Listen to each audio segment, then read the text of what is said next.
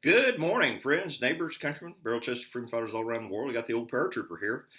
Hey, this is going to be kind of a controversial video because I'm going to come out and say it. I have some sympathies for the Palestinian people.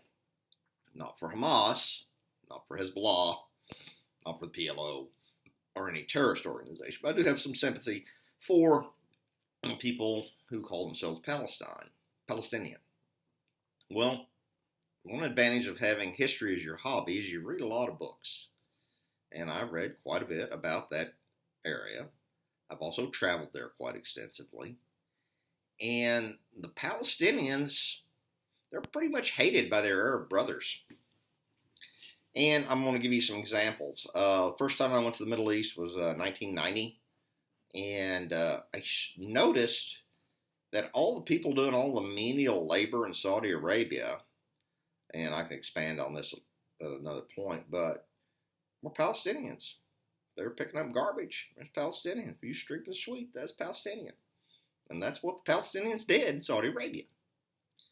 And then about 99, I went to Tunisia, did some stuff there, and there was quite a large PLO faction in Tunisia. They were quite open about it. And it's like, hey man, stay away there. That's not a good spot. And even our Tunisian special forces guys that we were training with, they didn't have a high opinion of the PLO or the Palestinians. Then 2004, I was in Baghdad doing some stuff. I had planned a mission with my local Iraqis, and I had to go right through the Palestinian area. And they were like, no, don't go there. Palestinians, very bad, violent, angry. They look down upon them. And this has kind of been a reoccurring theme in my travels. Well, let's go back a little bit to the land that is presently called Israel. If you go back, I mean, there's always little kingdoms there. There were Jews, Arabs, and as time went on, they were all living in this same area. Their land was even called Judea, or was also called Samaria, and a variety of other names. But those people were always there. But as time has went on, various armies pushed through there. The armies of Muhammad, Crusader armies, and of course other armies from other countries such as Egypt, Syria. I mean, it's always been fought over, and it was for thousands of years. The last group to really control it, the entire area for a long period of time, was the Ottoman Empire, which is now Turkey. Well, the Ottoman Empire held on to that until World War I.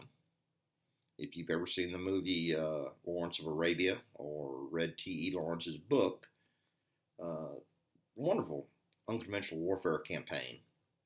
Matter of fact, you had to read it. I think it was on the reading list from Special Warfare Center. Anyway, but getting off topic.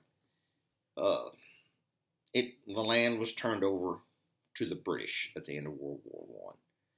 Now, at the same time all this was happening, the Zionists, another word for Israelis, in the 1800s started moving back to that area and living alongside the Arabs of the Levant, which is what it was all called as well. And basically, the Zionists had money. They would come in, they'd buy some land, set up a farm. A lot of times they were communal farms called kibbutzes. And everybody was relatively living together. They didn't like the Turks, but that's another story. Anyway, World War I rolls around, push through that. The British are running that part of the world. They continue to run it right up until the end of World War II. Now, as you know, there was a bit of a depopulation of the Jewish people in Europe due to a fellow named Adolf Hitler. About 6 million Jews died. I think that's the generally accepted number. And there was a lot of collective guilt in the West. And many of these Jewish families who are survivors of the Holocaust, they moved to the area which would become Israel. Now, all this sudden influx of European Jews created some problems, and the British basically punted. They just kind of handed it all off, said, hey, it's y'all's problem, we're out of here. So, this is where things get really sticky. You had communities of Arabs living next to communities of Jews. And there was a little bit of animosity. But as it came closer and closer to becoming Israel, the animosity level increased.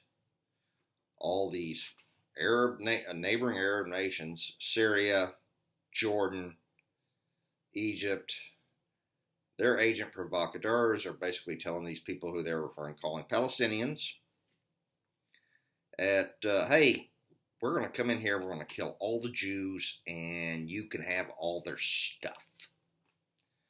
But you've got to evacuate. We don't want to kill you. So prior to the War of Independence, there is a lot of Arab families evacuating to the Sinai. They're evacuating Jordan. They're evacuating up into Syria.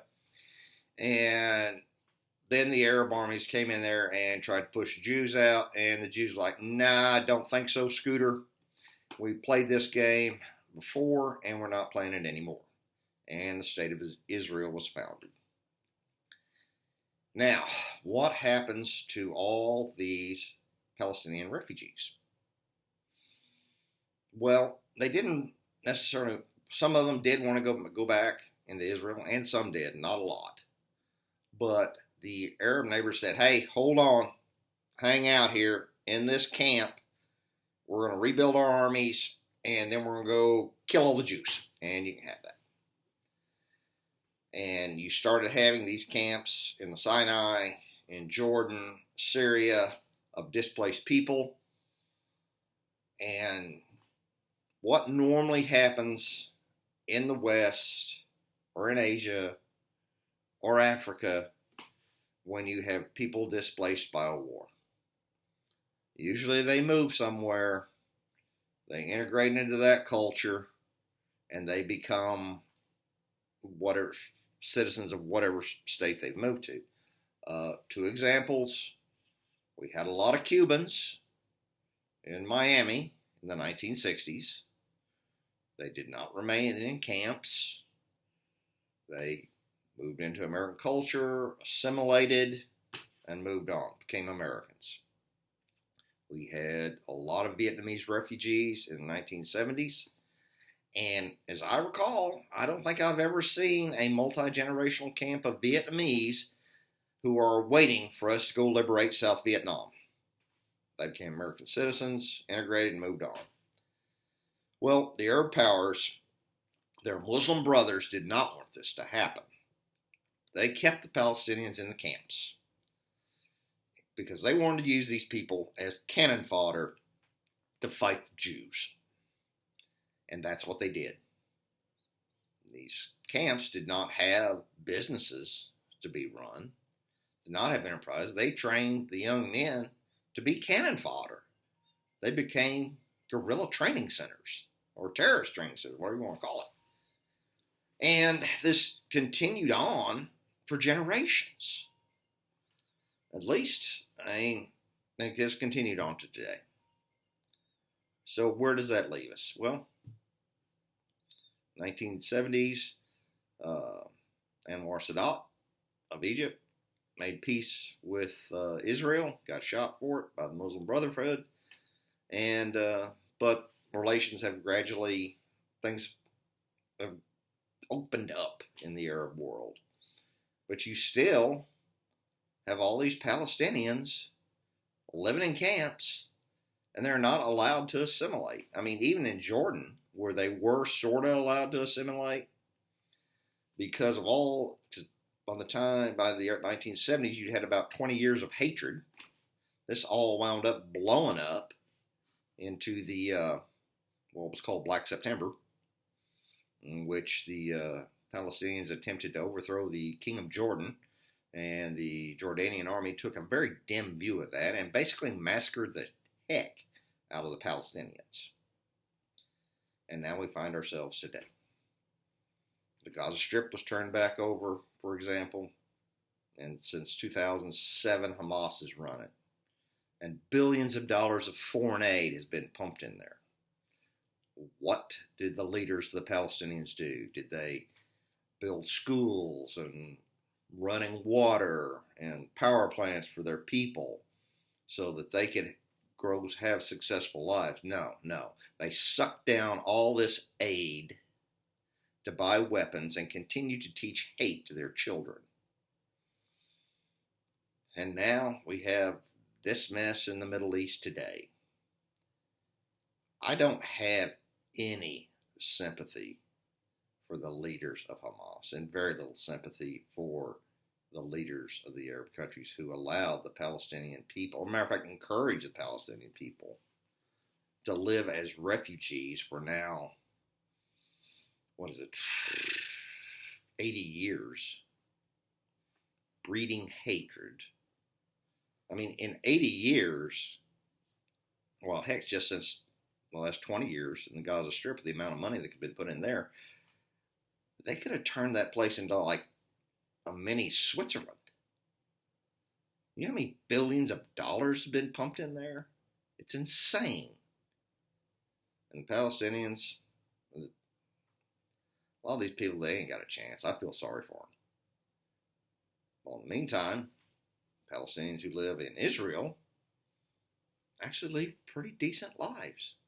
There's even, the Israeli Defense Force even has Muslim soldiers.